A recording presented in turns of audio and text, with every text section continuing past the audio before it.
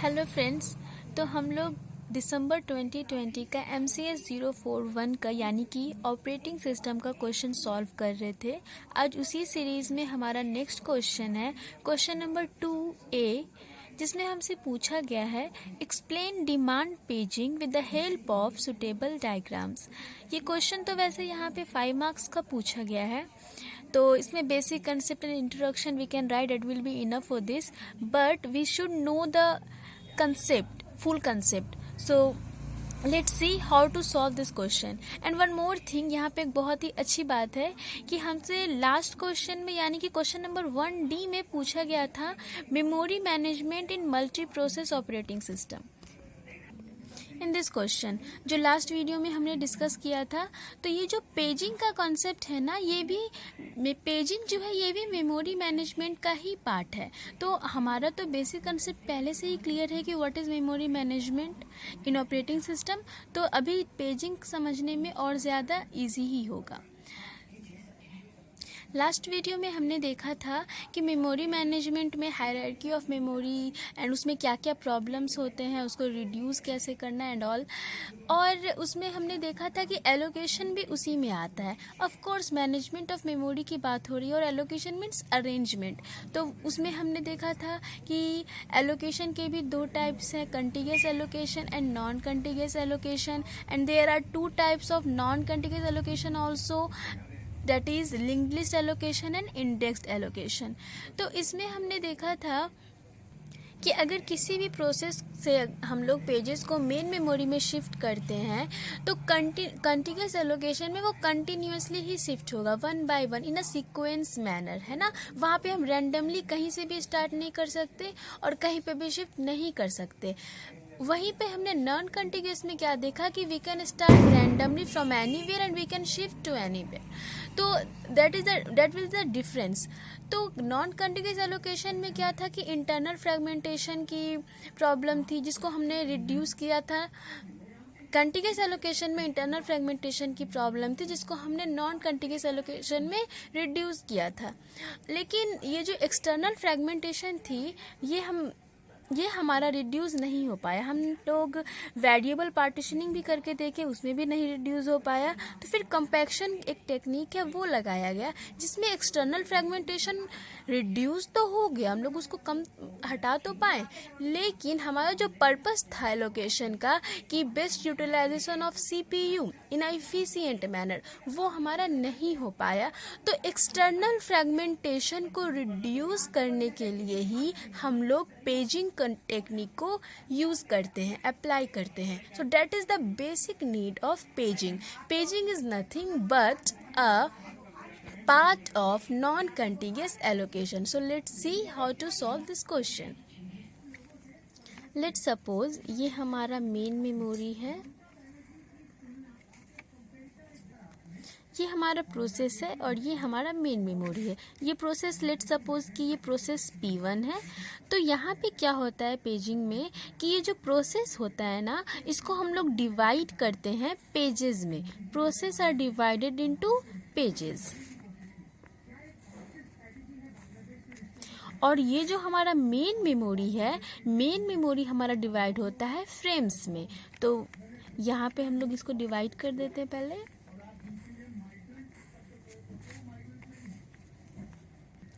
तो ये हमारा मेन मेमोरी है और ये हमारा प्रोसेस है P1। तो हमारा जो प्रोसेस है वो पेजेस में डिवाइड होता है और मेन मेमोरी हमारा फ्रेम्स में डिवाइड होता है।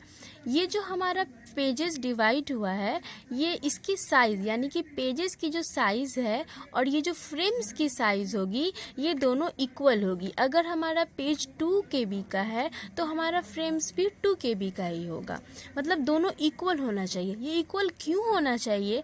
क्योंकि इसमें जो भी पेजेस होते हैं प्रोसेस के, इसको हम लोग शिफ्ट करते हैं मेन मेमोरी में। तो अगर हम लोग पेजेस को फ्रेम्स में शिफ्ट करते हैं तो साइज़ तो इक्वल ही होनी चाहिए, तभी वो शिफ्ट हो पाएगा in a better way. That's why the size of pages and the size of frames should always be equal। तो हमारा ये प्रोसेस P1 है, इसमें पेजेस डिवाइड हुआ। अब ये P1 का पेजेस डिवाइड हुआ, इसलिए हम यहाँ पे P1 लिख देते हैं। ये जो पेजेस जितने भी डिवाइड हो रहे हैं ये P1 प्रोसेस के हैं, तो मैंने यहाँ पे P1 लिख दिया। ओके, अब मुझे क्या करना है कि इसको we want to shift in this main memory. तो P1 प्रोसेस के पेजेस को हम मेन मेमोरी में शिफ्ट कर रहे हैं, तो हम P1 के नेम से ही शिफ्ट करेंगे। How many pages are there? 6। So 1 2 3 4 5 and 6। तो ये यहाँ से शिफ्ट हो गया। सपोज और भी प्रोसेस है P1 के अलावा, लेट सपोज कि हमारा P2 भी है, तो P2 के नेम से इसको मैं यहाँ शिफ्ट कर दे रही। P2 के 2 प्रोसेस हैं।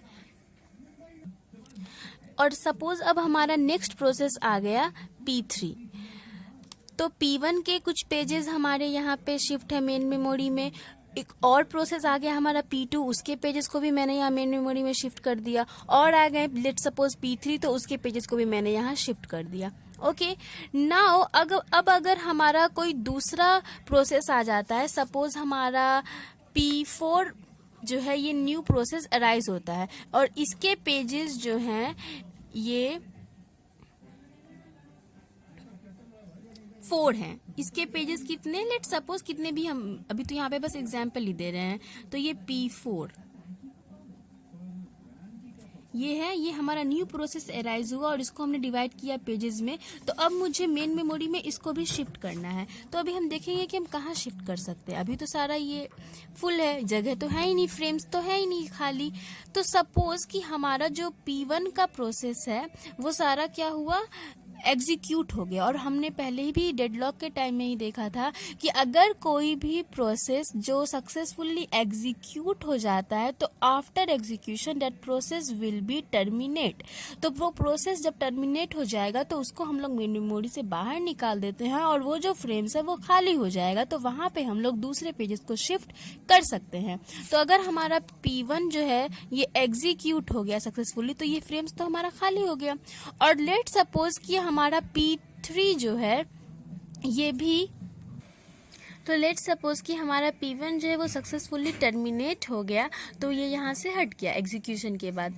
और हमारा जो P3 प्रोसेस है ये भी हमारा सक्सेसफुली एग्जीक्यूट हो गया, तो ये भी टर्मिनेट होकर यहाँ से हट गया। अभी हमारे कितने फ्रेम्स खाली हैं, P1 के 6 और P3 के 2, ठीक है। और सपोज कि हमारा P1 का जो पेजेस है वो कितने हैं, 1 2 3 4 5 6 7। P4 के हमारे जो पेजेस है वो 7 है, मुझे उसको यहाँ पे शिफ्ट करना है। तो हमारा जो खाली है 6, तो हमारा ये खाली है और नीचे खाली है, कंटिन्यूअसली खाली नहीं है। तो हम कैसे शिफ्ट करें, यही हमारा एक्सटर्नल फ्रेगमेंटेशन का प्रॉब्लम है। जो पेजिंग में हम इसी को रिड्यूस करते हैं। कैसे, क्योंकि ये कंटिन्यूअस एलोकेशन तो है नहीं। कंटिन्यूअस एलोकेशन होता तो वहाँ पे क्या होता है कि सीक्वेंसली ही हम शिफ्ट कर सकते हैं, रैंडमली हम कहीं पे भी शिफ्ट नहीं कर सकते हैं। मतलब कि अगर हमारा 6 है तो नीचे में हम 1 बाय 1 इसके बाद ही हम नेक्स्ट प्रोसेस को डाल सकते थे, जो कि खाली नहीं है। तो फिर ये कैसे होगा, तो ये कंटिन्यूअस का प्रॉब्लम था। लेकिन नॉन कंटिन्यूअस एलोकेशन में क्या होता है कि हम लोग रैंडमली कहीं पे भी शिफ्ट कर सकते हैं। और ये पेजिंग जो है ये हमारे नॉन कंटिन्यूअस एलोकेशन के ही अंदर आता है। तो यहाँ पे हम लोग ऐसा कर सकते हैं कि 6 पेजेस जो होंगे इस प्रोसेस के, उसको हम लोग यहाँ पे शिफ्ट कर देंगे। सपोज ये P4 का पेजेस यहाँ पे हमने शिफ्ट किया, और जो हमारा 1 बच गया उसको हम यहाँ पे डाल सकते हैं। ओके, तो ये इस तरह से हमारा शिफ्ट हो जाएगा। अब अगर कोई और प्रोसेस आएगा एक, तो हम उसको यहाँ डाल सकते हैं। तो इस तरह से ये जो प्रॉब्लम था एक्सटर्नल फ्रेगमेंटेशन का, वो हमारा पेजिंग में रिड्यूस हो जाता है। So this is the basic concept of paging.